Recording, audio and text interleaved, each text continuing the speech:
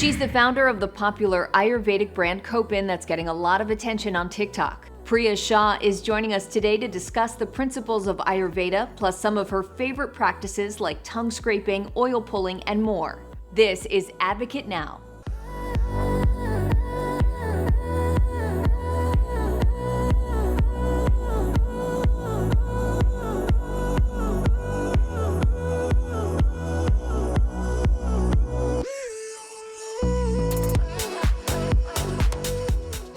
Well, Priya, I want to start with the basics. What is Ayurveda?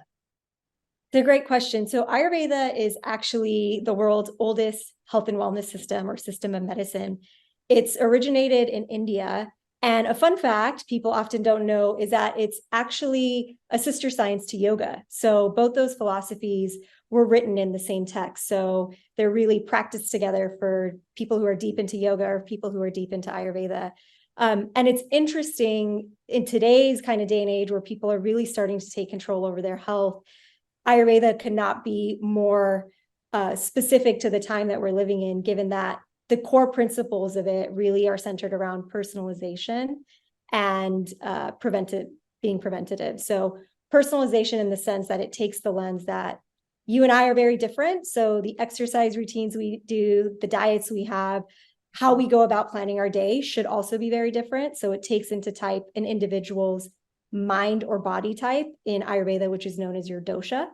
And it's preventative in that everything surrounding Ayurveda is really in support of the body. And so it's focused on putting in practices that prevent you from getting ill versus reactively trying to find remedies when maybe an illness has gotten too far. When did you personally first realize and understand the benefits of Ayurvedic practices? So for me, I was lucky enough that I had parents who immigrated from India to the US. So Ayurveda was naturally a part of my upbringing without me even knowing it was called that. In India, in fact, today, over 90% of households still practice Ayurveda. And so I grew up not knowing what I was doing was Ayurveda, or the remedies my mother was, feeding me when I was ill were Ayurvedic in nature. And so it really wasn't until I left the house and went to college and then ultimately entered the workforce, moved across country, and I saw the impact that my lifestyle and diet was having on my skin, my hair, my weight, how I felt, my energy levels. And I don't even think at that time I necessarily associated it with these practices that for so long had kept me well protected. Until I go home for the holidays or, connect with my parents and they'd offer suggestions on what I should do to make myself feel better. And when I saw those start to take hold, I realized, okay, there's some connection here, but I didn't really draw the two until, like many people in the pandemic, when I was at home, alone and really starting to take more control of my health, where I dove into these practices and realized it was that kept me healthy for so long. And it ultimately was that which got my health back in order. Well, your TikTok explores a variety of different rituals and practices that can really transform people's health. So I want to go through a few of them. Many of us deal with anxiety and extreme stress. Are there any practices that you can share to help reduce that? Yeah, absolutely. Interestingly, I was talking about the pandemic, and what brought Ayurveda back into my life was some of the natural anxiety and stress I think a lot of us felt during that time.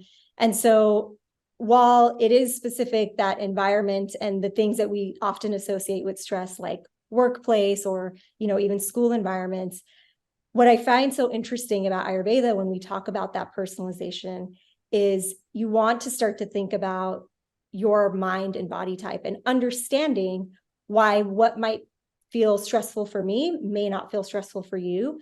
So I'd always recommend someone understand that, because what I often find is they'll find it interesting that outside of your environment, things like the exercise routine that you have or the foods that you're eating may actually amplify the stress or anxiety you're feeling. So I think that's one element.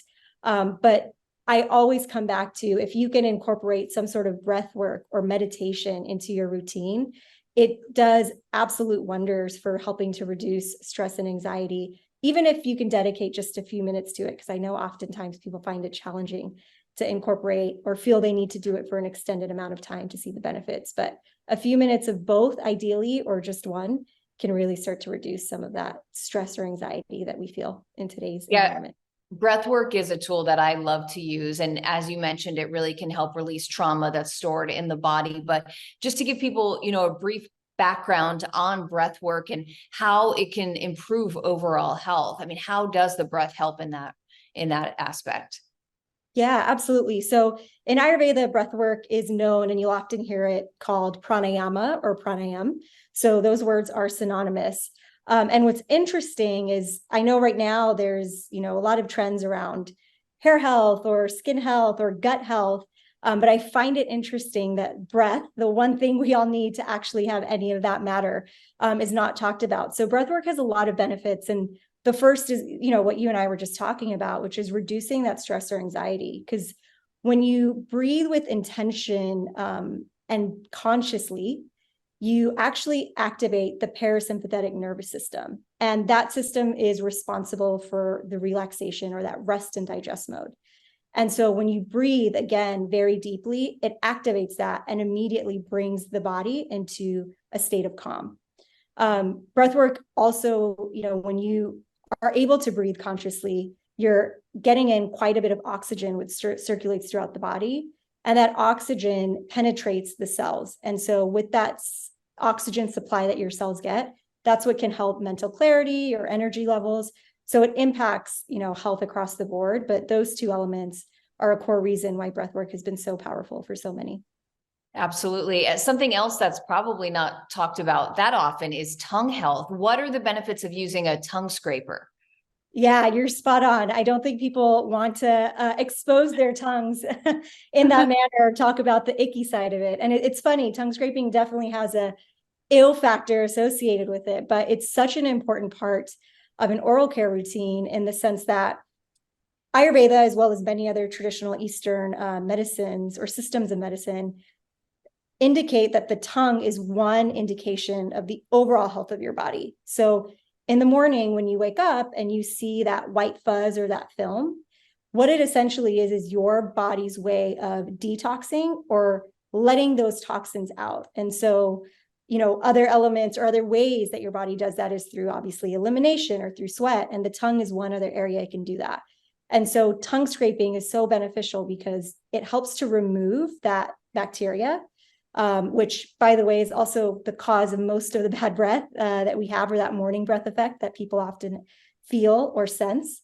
And it also helps to activate digestion, because believe it or not, digestion actually starts in the mouth versus the gut. And it starts with that saliva production. So with tongue scraping, you start to activate that saliva. So anything you drink thereafter or eat throughout the day, those enzymes are ready to break down the food.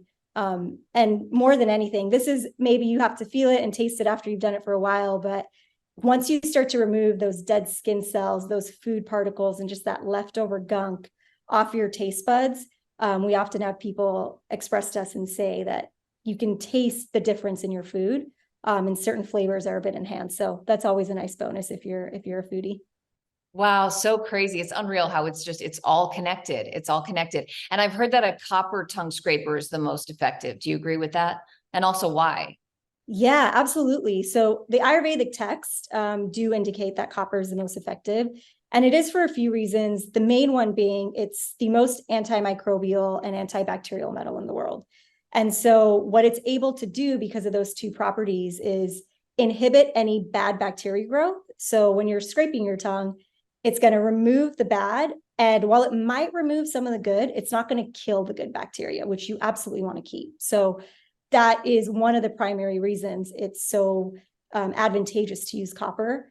I think compared to what we see in the market, there's a lot of plastic tongue scrapers, which we can go on and on about, the harmful effects of plastic, especially if you're going to put it in your mouth with BPAs. Right. Mm-hmm. And then you think about steel, which steel, again, better alternative than plastic, but certainly not the same antimicrobial or antibacterial properties as copper. I'm Sonia Baghdadi. Thanks for watching and advocating. For more stories and content like this, visit advocate.com and advocatechannel.com.